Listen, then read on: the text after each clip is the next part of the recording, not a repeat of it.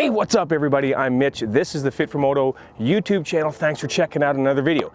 In today's video, I want to talk about some really basic stuff, and I may have covered some of this off in some videos before, but in this one I want to get down to the basics because I want to mention that there are no stupid questions. And for a lot of people who've never been to a facility or haven't ridden a bike that much, there might be a lot of questions that come up that they're kind of too afraid to ask. So I want to cover some of those off today.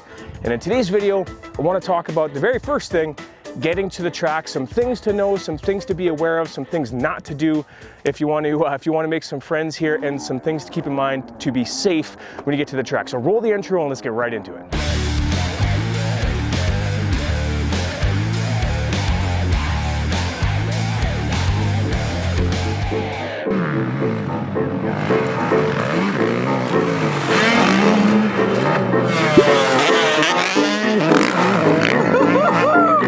All right, so here we are, we got to the track, right? So you're coming down. Now, depending on which facility you're going to, you may have a check-in booth that you get to and you may have to sign in and sign the waiver and all that kind of stuff. Or maybe you get to a place where there's nobody around and it's kind of a self-serve, help yourself type of place and there's no one to even talk to.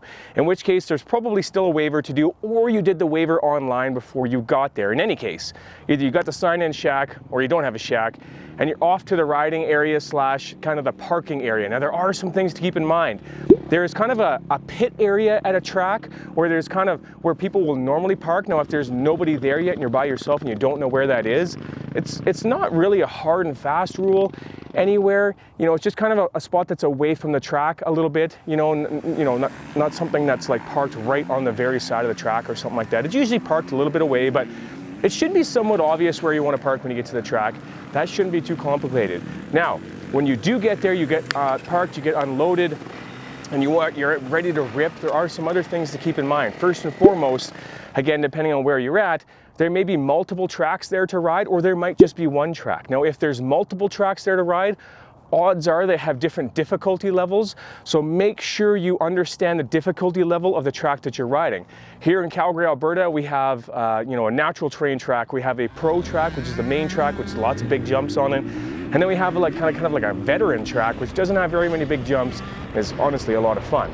So there are different things to ride on. Now, if you go to some of the other places that I've done videos at where it's just one track, then it's just kind of the one thing.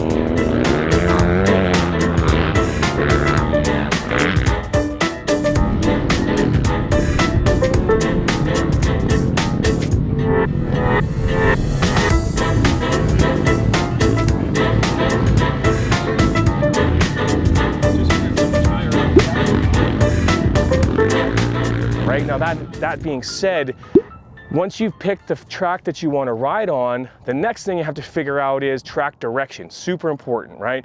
Now, again, some places have track direction labeled, so it's really straightforward. Some don't. If it doesn't have one labeled and you don't see someone out there currently ripping around, showing you kind of which way the track actually goes, a good place to start looking is like the face of the jumps. Now, generally the landings are more rounded and the faces are a little more peaked. So that's a good place to kind of look at that and say, well, you probably take off from this side and roll down the other side. Or maybe look at corners. Some of the corners are pretty obvious on which way the track goes. There should be some obstacle that makes it somewhat obvious on which way you need to go on the track. So definitely something to keep in mind. There have been some really bad accidents of people that have gone the wrong direction on this main track here, and one kid actually even died because he came head on a blind jump. So super, super important to keep in mind the track direction.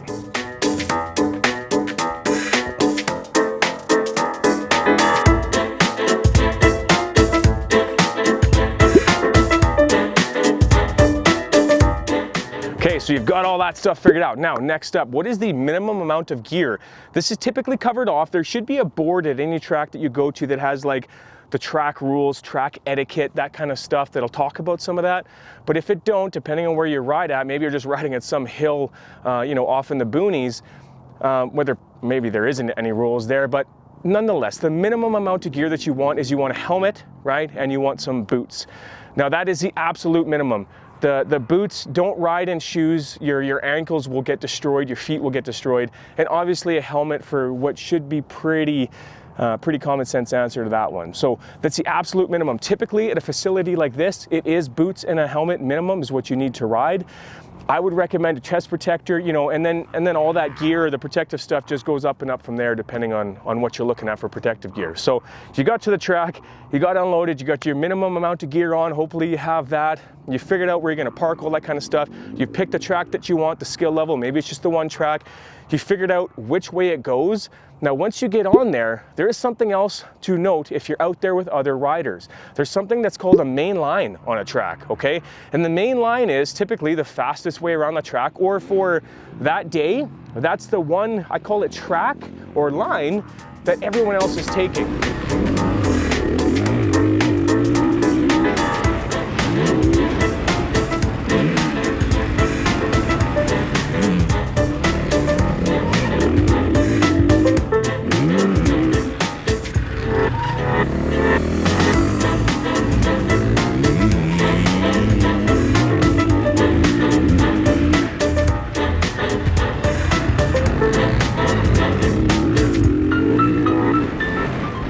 Now, something really important, if you're new to this and you come across that main line in the track, it's really, really important that you stay in that line if somebody's coming up behind you. This is a big safety thing and a track etiquette thing. So if I'm coming up on a slower rider and they're in that main line, I'll find a way around them.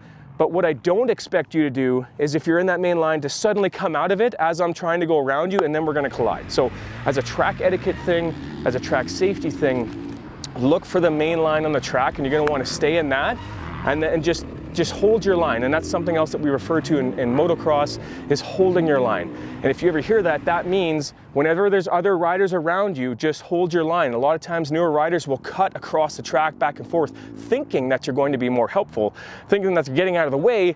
But the reality is that they're actually getting in the way, and they're making it a lot more dangerous for the riders that are coming up behind them, because we don't expect you to do that. So find the main line and stick in it.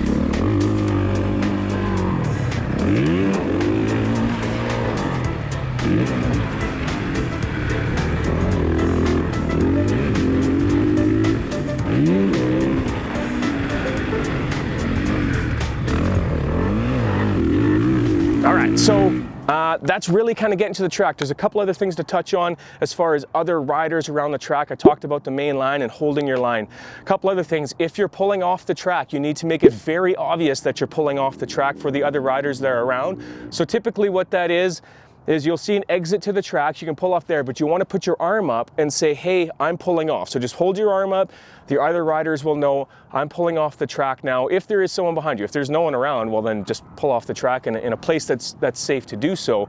Knowing what's, you know, if you're going over a berm or something like that, then, you know, you obviously want to keep that safe. So something else to keep in mind when you're pulling off the track, that's just a typical track etiquette type thing.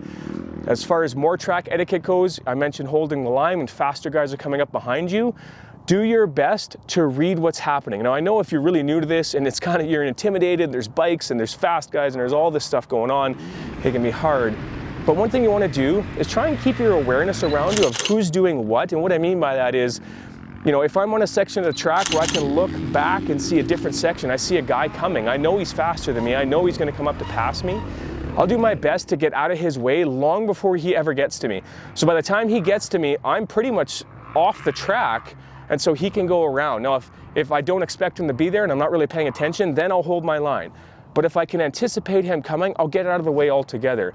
That means he doesn't have to slow down, you don't create this safety issue, and you're probably gonna get a big thumbs up because you just made it safer and easier for the guys that are out there riding as well. So I hope that really helps. That's Motocross 101, episode 1. We got lots of stuff I wanna cover because, like I said, I realize there's no stupid questions, and there's a lot of things that people are afraid to ask, and that shouldn't be the case. There should be absolutely nothing that you're afraid to ask. If you have some other questions you want me to touch on, DM me, Fit for Moto on Instagram, or leave a comment. I will answer your questions. There's nothing stupid. I absolutely want to encourage everyone to come out here and not to be super intimidated, because this is really an awesome place to be and a super fun thing to do. So I hope that helps. Stay tuned for episode number 2 on Motocross 101. All of your questions answered.